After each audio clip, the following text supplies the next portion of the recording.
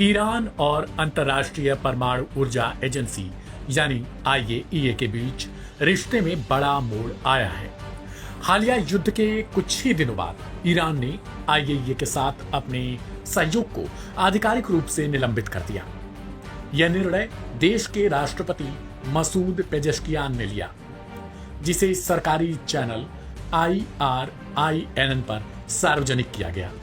ईरानी सरकारी television channel IRINN ने ऐलान किया कि राष्ट्रपति पेजेश्कियान ने अंतर्राष्ट्रीय परमाणु ऊर्जा एजेंसी के साथ सहयोग को निलंबित करने के कानून को लागू करने का आदेश जारी कर दिया है। न्यूज रीडर ने कहा, आईएईए के साथ सहयोग को निलंबित करने का कानून लागू किया गया है। राष्ट्रपति ने इस कानून को क्रियान्वयन के लिए सरकारी संस्थाओं को सूचित कर दिया है। यह कानून हाल ही में अमेरिका और इसराइल के साथ हुए युद्ध के कुछ ही दिनों बाद संसद में पास किया गया था और अब राष्ट्रपति के हस्ताक्षर के साथ इसे प्रभावी बना दिया गया। ईरान और आईएईए के रिश्ते पहले से ही तनावपूर्ण रहे हैं, विशेष रूप से जब से ईरान ने अपने यूरेनियम संवर्धन की दरें बढ़ाई हैं। अमेरिका द्वारा साल 2018 में परमाणु समझौते यानी JCPOA से पीछे हटने के बाद स्थिति और बिगड़ गई थी। Aim right, achieve big. At KR Mangalam University, we provide you the platform to turn your dreams into reality. At KR Mangalam University.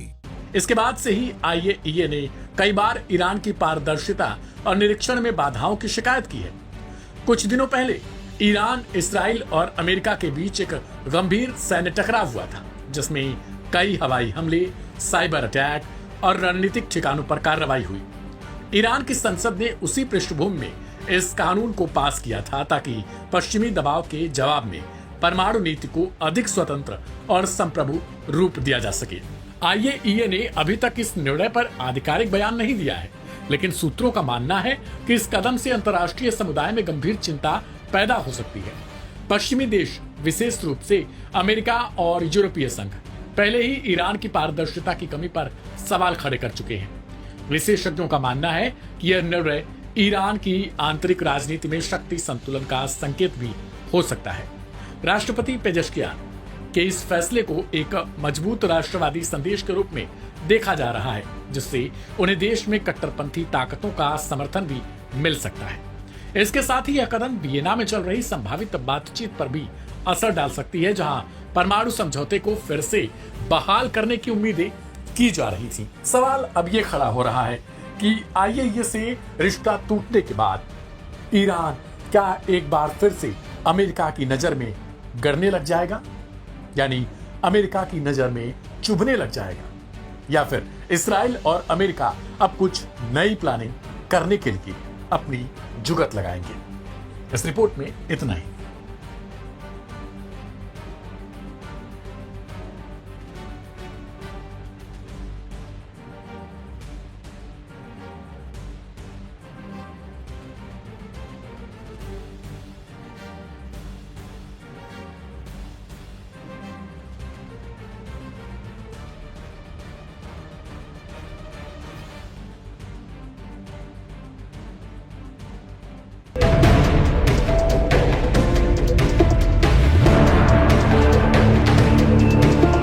Khamenei पर हमला इस्लाम पर हमला माना जाएगा और इसराइल के पीएम नेतन्याहू दुश्मने इस्लाम हैं और इनका सिर्फ जंग से नहीं बल्कि जिहाद के ऐलान के साथ मुकाबला किया जाएगा।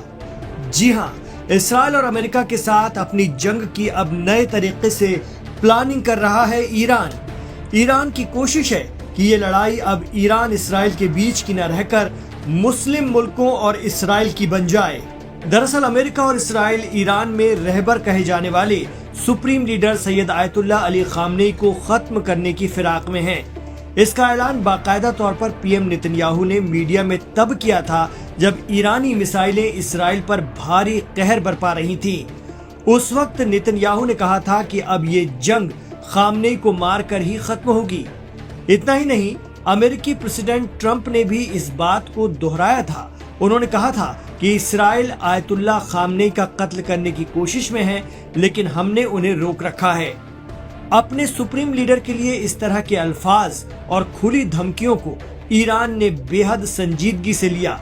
साथ ही कहा जा रहा है कि वहां इस बात को लेकर पासदाराने इस्लाम और अवाम में बेहद गम और गुस्सा पाया जा रहा है।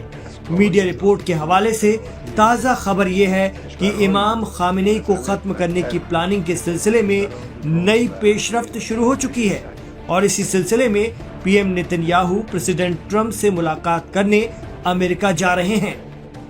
World-class faculty, cutting-edge labs and immersive learning. A vibrant campus life beyond the classroom. SGT University, nurturing future leaders. कहा जा रहा है कि ईरान के रहबर किसी महफूज बंकर में हैं और सिपाही वली अम्र के 12,000 स्पेशल गार्ड उन्हें किसी भी हमले से बचाने के लिए मुस्तैद हैं। मीडिया रिपोर्ट बता रही है कि इसराइल की खुली धमकी से गुस्साए खामनेई का भी पहला टारगेट पीएम बेंजामिन नेतन्याहू हैं। वो इसलिए क्योंकि उन्होंने ईरान पर पहले अटैक कर सुप्रीम लीडर का गुस्सा बढ़ा दिया है। दूसरे टारगेट पर हैं डोनाल्ड ट्रंप, जिनके हुक्म पर ही ईरान के परमाणु ठिकानों पर हमला हुआ। खामनेई के निशाने पर सऊदी अरब, यूएई और जॉर्डन जैसे अमेरिका के मददगार अरब मुल्क भी हैं। यही वजह है कि इसराइल और अमेरिका के खिलाफ अब जिहाद का ऐलान हो गया है। जिहाद को लेकर फतवे भी आ गए हैं। इसराइल के खिलाफ सबसे पहले इमाम आयतुल्लाह खामनेई ने ही फतवा जारी किया था, जिसमें इसराइल के पूरे खात्मे की बात कही गई थी।